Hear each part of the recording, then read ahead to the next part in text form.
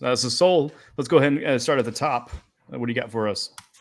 Well, first, I want to focus on some other stuff because if we're going to be talking about the WNBA, I don't want to talk about just what the media is focusing on now because they've just, to me, have been really shitty with the storylines, especially uh, typical media personnel who have never watched the WNBA, even though they've claimed to before, and then are talking about the WNBA as if they know shit when they don't, and they're not used to women being physical and competitive, because that's just how the WNBA and most women's sports have always been. But I want to talk about Diana Taurasi for a second. Oh, we're going okay. Going D. There we go. She dropped 31 points last night in the 87-68 Phoenix Mercury win against Los Angeles. This woman turns 42 next week. This is her 20th year in the league. Yep. She's also going to the Olympics as a 42-year-old. So let's give DT some of her props here. Maybe I'm gonna throw to you first, Diana Taurasi. Going to the Olympics. I mean, until she tells me she can't do it, I'm gonna believe she can. Like, I mean, yeah, she might be, because being 42, kind of her and Sue Bird are on that like trajectory of him. Like, don't look. I mean, Sue Bird's accolades is crazy. That's just because she has to go overseas to play to compensate for playing basketball, and that's not here to there. It's a different conversation. And Sue is retired now. And Sue is finally retired, but she was like 45 or something like that. She was definitely like in her mid 40s, I believe, when she finally retired and hung up the shoes or whatever you want to say for that. But no, Dan Taurasi, I mean, you could say she's on kind of her Toby Keith. She's not as good as she once was, but she can still drop 32 if you piss her off, type of thing. And she's that person that you need on the Olympic team at all times. Now, can she go out there and be this? Is she going to be the starter? Probably. But I think the men are kind of doing the same thing. They're throwing out all the old guard to make sure that they're winning it too. But no, DT has always been DT. I mean, ever since her and that dynasty that was the UConn Huskies. She was the kind of the catalyst of that. Like, they went like 3 years in a row, or at least two back to back. That was the first time ever that I can remember where the men's and the women's both won the national championship in the same year. And that was when Okafor and Taurasi were both at UConn. So yeah, no, don't. She could talk her shit because she can back it up. Mm-hmm. Yeah. I had a huge crush on DT back in the day, 2000s. I think I was in 8th grade. Just because into those Latinos, bro. You know it, man. I love those Argentinians, man. Dude, no, but I mean, she just controlled the court. Her and the rest of the girls at UConn, like you said, I mean, they just absolutely dominated.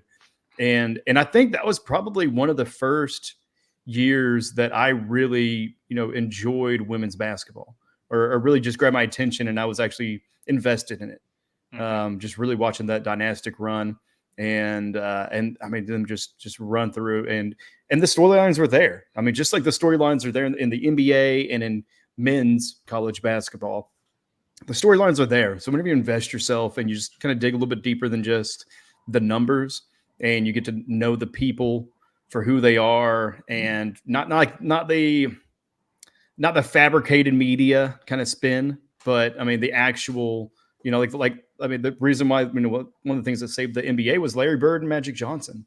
I mean, especially when you got two people just kind of bruisers going against each other. I mean, that's must watch CTV, and so Diana was definitely one of those back in the day, and I love that she's still playing. Like, honestly, when we were kind of doing some of the prep, I was like, wait, are you kidding me? Like, I thought she retired a while back, but yeah, but it's good to see though. So, I mean, and like I said, Sue Bird played till she was 45 or mid 40s. So maybe there's something, but it had to be. It was definitely in the 40s. Sorry, right? But maybe there's something to it, for women's basketball where, maybe they treat their bodies better. I mean, some people may say it's a little less physical or something of that nature, but I mean, honestly, you're still running, you're still playing hard. I mean, you see them scrap, and so I'm not sure what it is. I mean, there's a lot of things that women can do that men can't, and maybe just not tear their ACLs or MCLs as or knees as much as the men do. Maybe that's something a little bit different as far as their body and what they can take. But yeah, that's an incredible run. 42, still going strong. I'm excited to see the rest of the season and see what she does in the offseason for next year. And for the record, Sue Bird is 43 years old right now. Okay, so she Yeah, just she's retired only- at 42 last year, right? Yeah. Okay. Okay, so there you go. I don't know. When you played for your whole, what it seems like my whole life, it just feels like you're a lot older than you're supposed to be. Right. It's like right. it's like those freshmen in college where like they're like really good their freshman year and they stay all 4 years, so they think they're gonna like get get sponsored by them by the time they get out of college, just because it feels like they played forever. Like they're gonna graduate from college and be sponsored by Cialis, like just because they've been playing, feel like they've been playing forever. Yeah. On that. But Blue no, Chew. I mean, the only thing that stinks is that Maya Moore didn't fall back in love with the game, because I know she was, I mean, she was she was awesome. She could glide on the floor, and then she just fell in love with that one person that now she's married to, but she helped get out of prison because he was falsely accused and stuff like that. And then she basically just turned her whole life into helping him out, and she never touched the ball again, which sucks, because Yeah. it's great that she helped him out and fell in love and is doing what's making her happy.